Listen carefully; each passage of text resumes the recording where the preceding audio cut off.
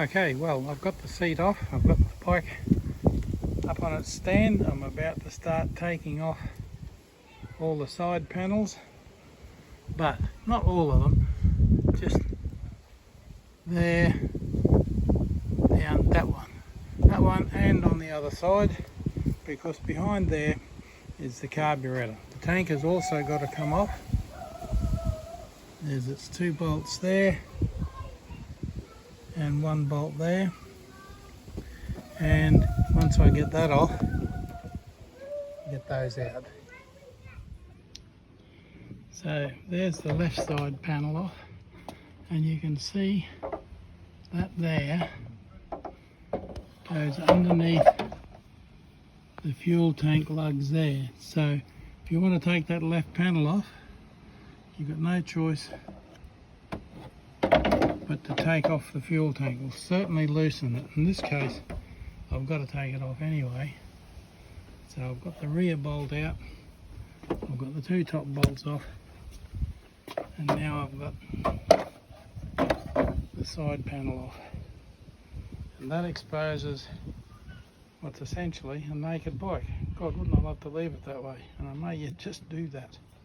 Okay, so that's the left side panel off. Now I've got to do the same with the right side. I really wouldn't like to do it, but I've got to do it because there's no way of balancing the carbs unless you can get to the complete engine on both sides, and that means the tank and the 2 side panels. Now let me show you this. On the right side, there's one just there, there's one just there,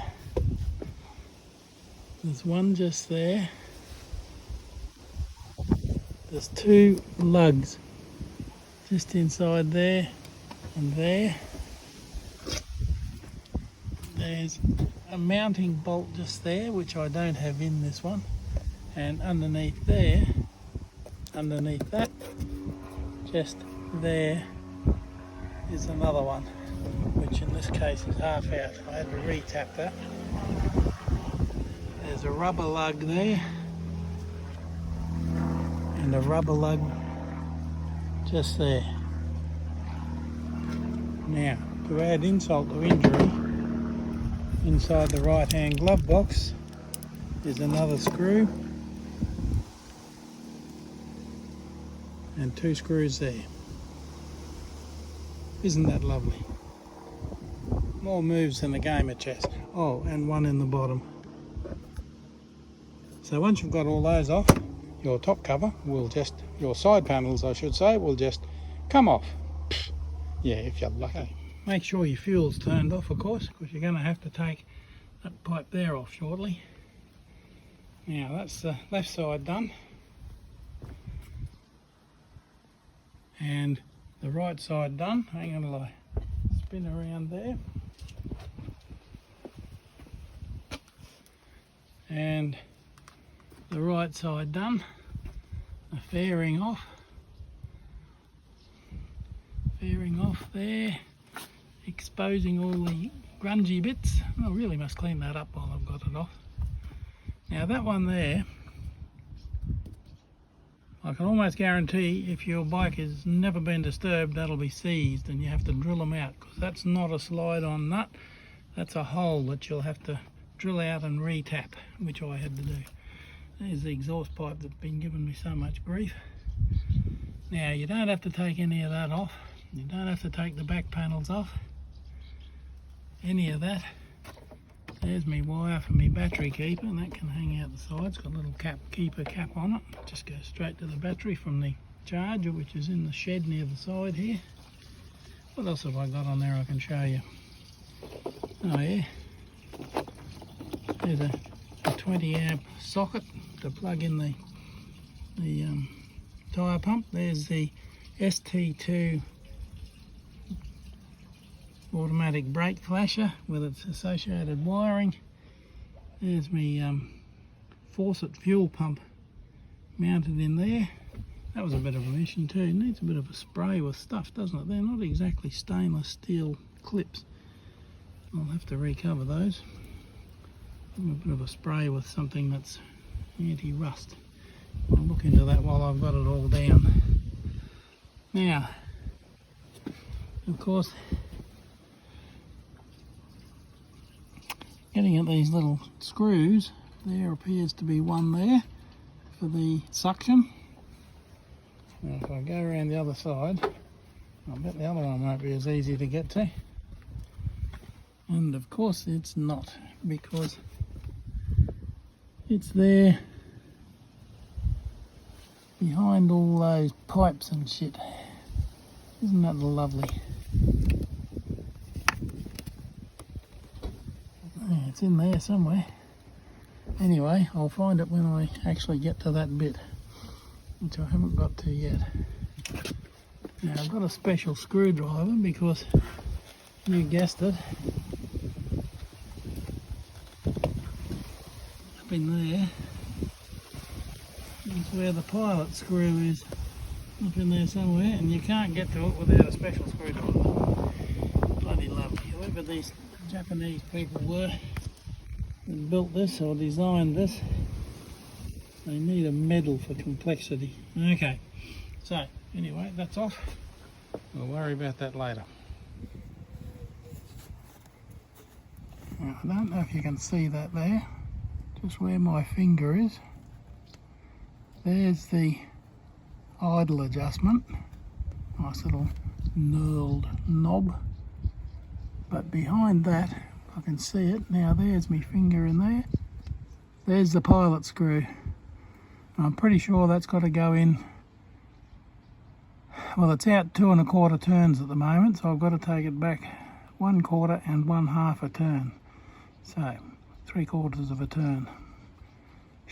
Okay, I've got a special screwdriver coming for that because that's an impossible screw to get at, especially when the engine's running. Okay, not difficult at all. Panels all neatly stacked up in the doorway of my shed along with the seat, 2 little side panels and the side skirts. Fortunately, mostly in one piece, although I had to do a bit of plastic welding on one of them. Go ahead. Make my day. Subscribe. There we go. Now, we're looking at the right-hand side, the right-hand cylinder facing forward. See that Phillips head screw there that goes into the intake into the head? That's what you screw out on this side to put your synchronizing tube into. Now, I'll turn this off for a minute because I've got to get around the other side and show you the one over there, which is a nightmare. Because this one's fairly straightforward, easy to get to. Now, this one is not so easy to get to, but it is connected very conveniently to that tube there. Now, you don't have to worry about getting your little handies in there because that tube goes right in there. God, it's hard to get to. I don't even know if you can see it under here. Let me see if I can move that tube.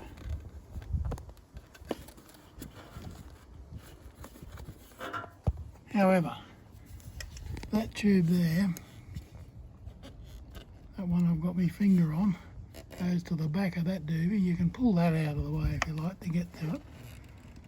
Now, can we see in there? Ooh, don't know. Lots of tubes and pipes and things in there. However, take it from me, that one there, that tube there, you can just put your synchronizing little pipe on there instead of getting all that out and trying to screw it in there. Just hook it on there and it'll work just as well. Of course, it is in fact connected directly to the inlet port.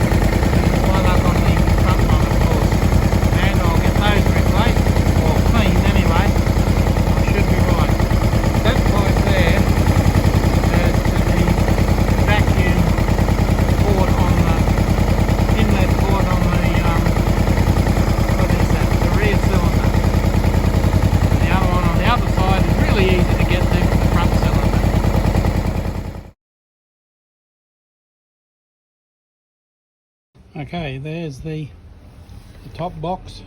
The fuel tank and the air box is taken off, and the pots have got paper in them so that nothing falls down there, and that's all off because the screw we've got to get to is that one there, oddly between the two carbs for balancing the two carbs, which wobble about on there.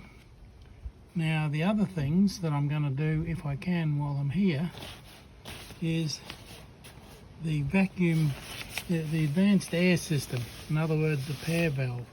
Now that's a reed valve under there, that's easy to get to, and of course the other one is up there under the radiator, and there's no way on this green planet that I'm going to get to that one and get it off. So I'll have a look at this one. If the reeds in this one are really bad, then I might have to look at that one too, which means taking off a water pipe, which I don't want to do. But there you go. Now the main exercise here was to get the tank and the top box off. I've tuned it first already and it's running really smoothly, believe it or not. But you can't get to that screw there unless you take everything off, and that's the one that balances the carbies. So pipes off there, and it's going to rain like cats and dogs shortly. So that'll do for now. Okay, there's the vacuum gauge going. It's used that much fuel so far, so it's sucking it down at a fair rate. That's as near as I can get them. And damn, I'll check it at the moment to make sure I can get both exactly the same. Idling at just under 1,000 revs.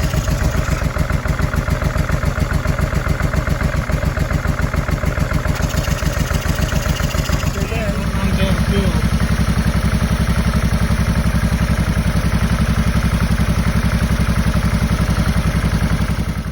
Okay, well that's its first start up 24 hours after I set everything. Seems to be, there's no oil trickles anymore. I don't know what that was. Blowback from having the pipes off, I think. But as you can hear, that's running nice now. No leaks.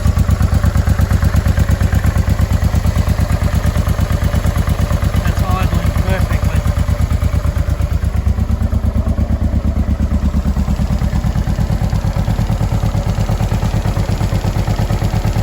Whether I do that or not, I don't know. I might just leave sleeping dogs lie. Fuel pump, of course. Faucet pump in there, makes a lot of noise, but I can live with that.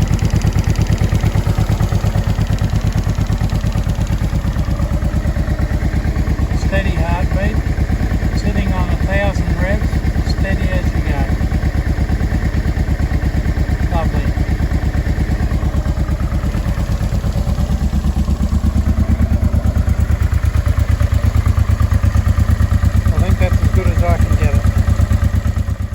Go ahead.